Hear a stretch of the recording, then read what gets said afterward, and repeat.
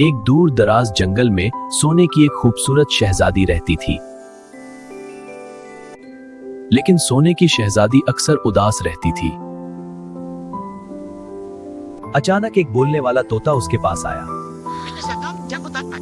अरे तुम बोल सकते हो? तोता शहजादी को एक जादुई जंगल में ले गया। वहां एक अच्छा जिन अचानक जाहिर हुआ। शहजादी ने एक जख्मी खरगोश की मदद की। अचानक सब जानवर इसके दोस्त बन गए। अब शहजादी कभी अकेली नहीं थी, क्योंकि उसके सच्चे दोस्त मिल गए थे। अच्छा दिल और दूसरों की मदद करना सबसे कीमती चीज है। प्यारे बच्चों, ऐसी बहुत सी प्यारी प्यारी कहानियाँ देखने के लिए इस चैनल को सब्सक्राइब करो। शुक्रिया।